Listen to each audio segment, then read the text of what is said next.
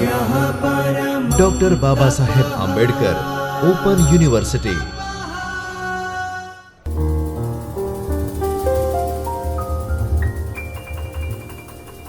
વિદ્યાર્થી મિત્રો નમસ્કાર.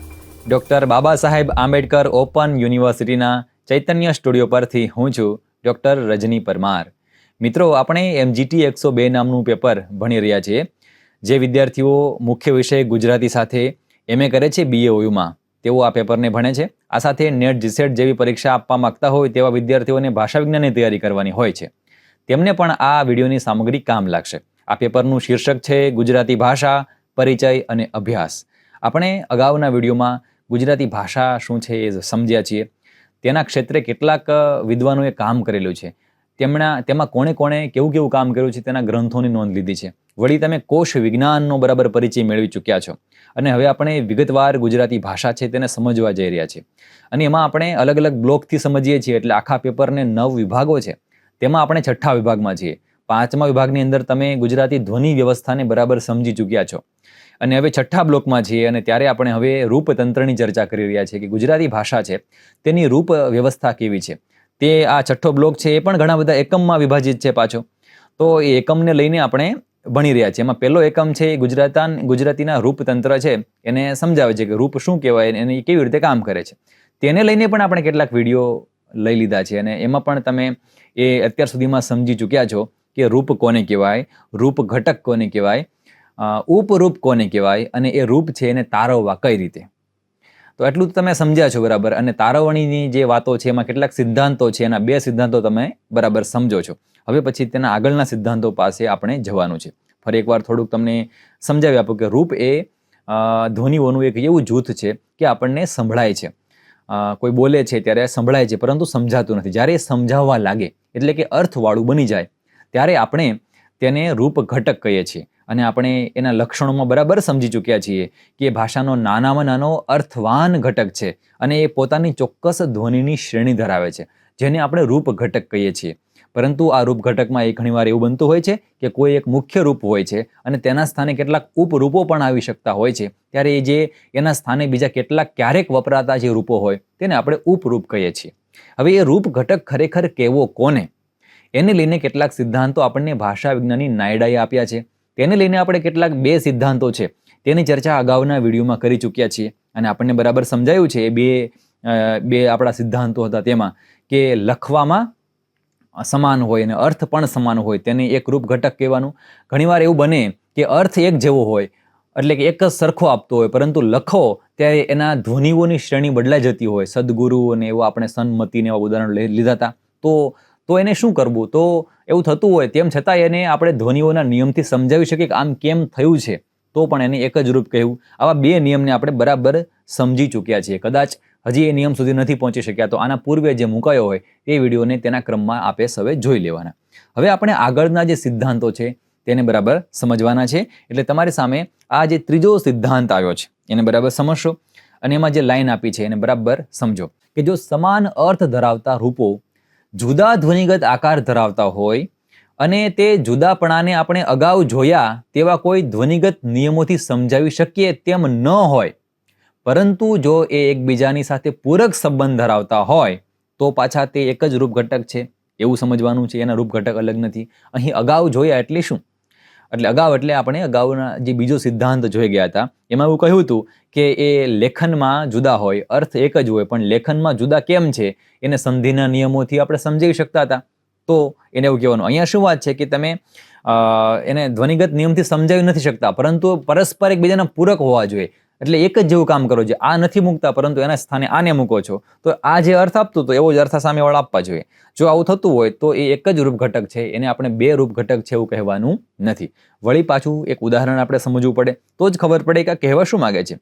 તો ભૂતકાળને દર્શાવતા કેટલાક રૂપો તમને મૂક્યા છે, જેમાં લખ્યું છે કે ચાલવું, દોડવું, પછી આવવું, આવા છે.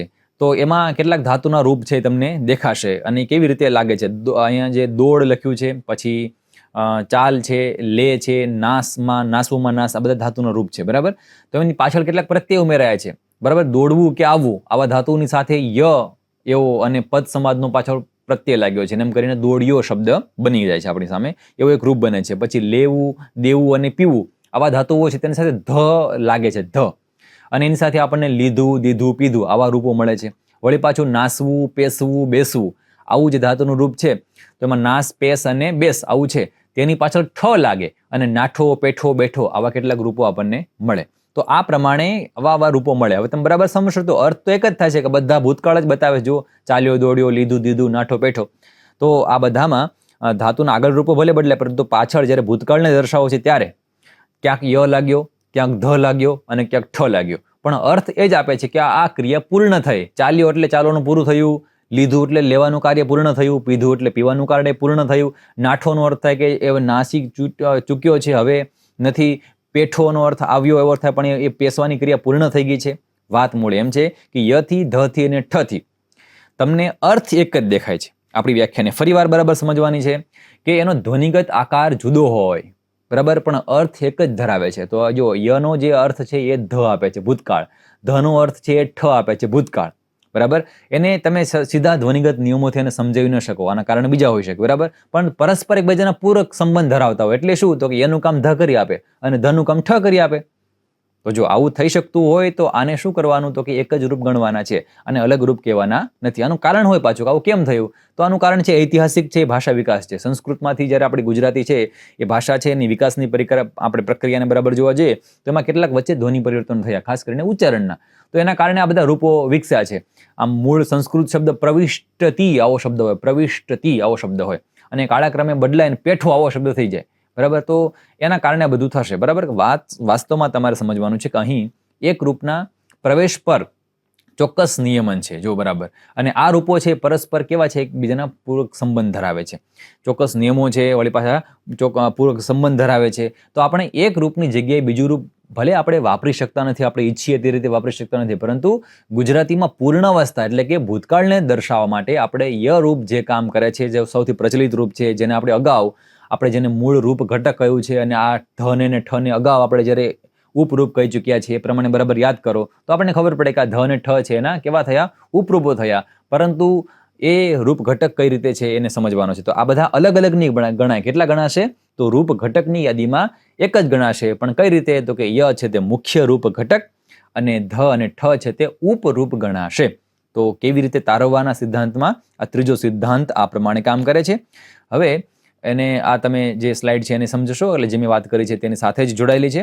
હવે આપણે ચોથા સિદ્ધાંતને બરાબર સમજવાનો છે. આ સિદ્ધાંત મુજબ જો કોઈ બે રૂપો દેખીતી રીતે જોવા જાવ તો સ્વરૂપગત ભેદ ધરાવતા હોય અથવા તો બંધારણગત શૂન્ય ભેદ ધરાવતા હોય તો એ જે રૂપો છે જેમાં કાંઈ લાક્ષણિકતા ખાસ ન હોય, એક જ લાક્ષણિકતા, દેખાવમાં સરખા જ લાગતા હોય પણ અંદર થોડું ઘણું ફેરફાર થયો હોય, જો આવું થયું હોય તો જો ધ્વનિગત અને અર્થગત ભેદકતા ધરાવતા હોય અથવા તો ન્યૂનતમ એકમ તરીકે એ બહારથી દેખીતો કોઈ ભેદ છે બંધારણીય શ્રેણીમાં એક જ રૂપ ઘટક એક જ પ્રમાણે દેખાતા હોય તો એને આપણે એક જ રૂપ ઘટક તરીકે ઓળખવાના, બહુ અલગ અલગ નથી, બરાબર. મૂળ સામાન્ય સમજો કે બે રૂપો અલગ અલગ દેખાઈ રહ્યા છે, બરાબર, પણ એમાં તમને દેખીતો સ્વરૂપગત ભેદ કે બંધારણગત શૂન્ય ભેદ દેખાય, સીધો જ કોઈ ભેદ ના દેખાય.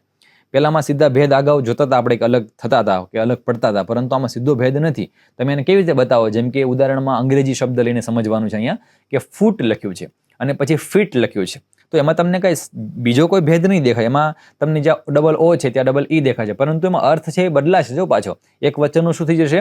બહુવચન થઈ જશે, પરંતુ એમાં કોઈ બીજા પ્રત્યે નથી લાગ્યા. આંતરિક બંધારણમાં થોડો ઘણો ફેરફાર થયો છે. તો શું કહેવાનું છે કે જો આવું થાય તો આને આપણે અલગ રૂપ ન કહેતા, આ એક જ રૂપ ઘટક છે, આવું સમજવાનું છે, અને અલગ કહેતા નથી. અહીં દેખીતી રીતે આપણી સામે જે બે રૂપ દેખાય છે જેમાં એક રૂપ છે એ એક વચનને દર્શાવે છે, ફરી સમજશો, બીજું છે બહુવચનને દર્શાવે છે, બરાબર. પણ અહીં ખાસ નોંધવા જેવી બાબત ખાસ આપણા માટે એ છે કે એકમાંથી પરિવર્તન પામીને જ્યારે બીજું રૂપ બન્યું છે પણ એમાં વચન બદલવા માટે કોઈ અલગથી વચનનો પ્રત્યય લાગેલ નથી. બાકી તો આપણે કેમ પર્વતનું પર્વતો થાય, એમાં એ કોઈ અલગથી પ્રત્યય અંગ્રેજીમાં પણ છે, જુઓ એસ થી અલગ બહુવચનને બતાવે, પણ આમાં એવું કંઈ થયું નથી. માટે આપણે આને અલગ અલગ રૂપ નથી કહેતા. અંદરો અંદર ધર્મી પરિવર્તન થયું હોય તો આને બે રૂપ ન કહીએ, પણ આ બહારથી બીજો કોઈ ભેદ ન દેખાવાના કારણે આપણે આને અલગ અલગ નહીં પણ રૂપ ઘટક કેટલા કહીશું? એક જ કહીશું. આવું બરાબર સમજવાનું છે. તો આ થયા 4 સિદ્ધાંત, એને બરાબર યાદ રાખીશું કે 4 સિદ્ધાંતથી રૂપ ઘટક એક જ છે એવું નક્કી કરવાનું છે, બરાબર. પણ આ સિવાય કેટલીક શરતો છે એને પણ તમે ધ્યાનમાં લેશો કેટલીક મહત્વની પાયાની શરતો છે અને સમજો કે ભાષા વિજ્ઞાનના નિયમ મુજબ રૂપ ઘટક જો અહીં દર્શાવેલ જે બે શરત છે એ પ્રમાણે બોલાય તો તે સ્પષ્ટ રીતે અલગ તારવી શકાય છે. એટલે કઈ શરત છે તો કે અહીં બે શરત છે. એમાં પહેલી શરત છે સ્વતંત્ર ઉચ્ચારણ કરાવવું થતું હોવું જોઈએ. જો કોઈ ઘટક એકલો જ ઉચ્ચારી શકાતો હોય બરાબર તો એને રૂપ ઘટક તરીકે સીધો તારવી લેવાનો. એની બે શરતો રાખવાની બરાબર. સિદ્ધાંતો 4 સમજ્યા બરાબર અને બે શરતો યાદ રાખવાની છે કે સ્વતંત્ર ઉચ્ચારણ ધરાવતો હોવો જોઈએ બરાબર. સ્વતંત્ર એટલે એકલો જ બોલી શકાતો હોવો જોઈએ. જેમ કે આપણી પાસે ગામ શબ્દ છે, રસ્તો, દેશ, લોક, આવા બધા શબ્દો છે તો તમે એને એકલા જ બોલી શકો, એને કોઈની ભેગું બોલવાની જરૂર ના પડે. આ બધા આપણા રૂપો છે. પર પૂરું થયું. આટલી જ વાત છે કે એને બોલવા માટે આપણે કોઈ અન્યની જરૂર પડતી નથી, કોઈ જોડાણની પણ જરૂર પડતી નથી. તો આપણા માટે રૂપ ઘટક. અને બીજું છે કે સંમિશ્રણ હોય અથવા તો જોડાણ હોય. જો કોઈ રૂપ ઘટક છે વિવિધ સંમિશ્રણો સાથે એટલે કે શું કોઈની સાથે જોડાઈને આવે છે તો એ શબ્દની સાથે એકલો ઉચ્ચારી શકાતો હોય અથવા અન્ય રૂપ ઘટકો સાથે ઉચ્ચારી શકાતો હોય તો પણ એમાંથી રૂપ ઘટક તારવી શકાતું હોય છે. એટલે આમાં શું છે તો કે પ્રત્યયનું કામ આવશે બરાબર. સમજો જેમ કે ગામ શબ્દ છે એકલું તો ખરું પણ ગામમાં આવું બની શકે તો એમાં માં પ્રત્યય છે જેને આપણે એકલો તો ઉચ્ચારી શકતા નથી પણ એને તમે જોડીને તો બોલી શકો છો ને. જેમાં ગામ શબ્દ છે એ એકલો ઉચ્ચારી શકાય પણ આ માં શબ્દની સાથે બોલી શકાય. ભલે સ્વતંત્ર નથી પણ એ જેની સાથે જોડાયેલો છે તે શબ્દની સાથે તો એ સ્વતંત્ર છે. શબ્દ આગળનો સ્વતંત્ર છે એની સાથે એ જોડાય છે. એટલે હવે એને પણ આપણે રૂપ ઘટક તરીકે અલગ તારવી શકીશું. એટલે આ બે બાબતો તમારી સામે આવી હશે એને બરાબર તમે સમજ્યાશો કે સ્વતંત્ર રીતે ઉચ્ચારણ ધરાવતા હોય એને રૂપ ઘટક કહેવાના. જે એકલા ભલે ના બોલી શકતા હોય પરંતુ જે પહેલા અગાઉ એકલા બોલી શકાતા હતા એની સાથે ભેગા કરીને બોલી શકાતા હોય અને પાછા અર્થ આપતા હોય તો એને પણ આપણે સંમિશ્રણ કે જોડાણવાળા ગણી અને એને પણ રૂપ ઘટક કહેવાના. આટલી વાતો જો તમે બરાબર સમજ્યા હોય, રૂપ એટલે શું, રૂપ ઘટક એટલે શું, ઉપરૂપ ઘટક એટલે શું, રૂપ ઘટક તારવવાના 4 સિદ્ધાંતો અને આ બે શરતો, તો તમારો પહેલો એકમ છે પૂર્ણ થયો. બ્લોક 6 જેમાં રૂપ તંત્રને તમે ભણો છો એના પહેલા એકમમાં તમને આટલી બાબતો બરાબર સ્પષ્ટપણે સમજાઈ હશે કે ખરેખર રૂપ ઘટક કોને કહેવાય અને રૂપ તંત્ર આખું શું છે. જો બરાબર આટલું સમજી ચૂક્યા હોવ તો તમારે આટલા પ્રશ્નો છે એ તૈયાર કરવાના રહેશે. તમારે રૂપ ઘટક અને ઉપરૂપની વિભાવનાઓ છે ઉદાહરણ સાથે તમારે સ્પષ્ટ કરવાની છે, તૈયાર કરવાની છે. તમે ફરીને વિડીયો જોશો. આ બધી સામગ્રી અલગ અલગ વિડીયોમાં પરંતુ સળંગ વિડીયોના ક્રમમાં મૂકેલી છે. એ પ્રમાણે તમારે અભ્યાસ કરવાનો.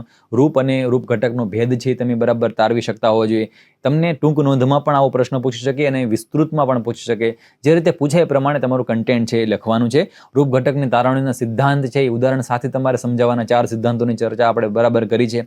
એને વાક્ય રચનાને બરાબર સમજવાની, કેવા શું માગે છે બરાબર સમજવાનું. આ વિડીયોને વારંવાર જોશો એટલે પણ તમને સમજાશે. એકલું રૂપ ઘટક પૂછે તો એના વિશે વાત કરવાની, એકલું ઉપરૂપ પૂછે તો એના વિશે વાત કરવાની. જરૂર નથી કે તમે આમાં પાના ભરીને વાત કરો. કોન્સેપ્ટ ક્લિયર થતો હોય છે તો તમને એના ચોક્કસ માર્ક્સ છે એ સારી રીતે પ્રાપ્ત થતા હોય છે. તો આ સાથે આપણો પહેલો એકમ પૂરો થાય છે. આપણે ફરી હવે મળીશું નવા વિડીયોમાં અને ત્યાં આપણે ચર્ચા એ કરવાની છે કે આ રૂપ છે, રૂપ ઘટક છે કેવા પ્રકારના છે. તો ચાલો આપણે મળીએ આના પછીના વિડીયોમાં અને વાત કરીશું કે રૂપ ઘટક છે તે કેવા પ્રકારના હોય છે. તો આટલો અભ્યાસ કરો. આપણે મળીએ છીએ આના પછીના વિડીયોમાં. જય હિન્દ.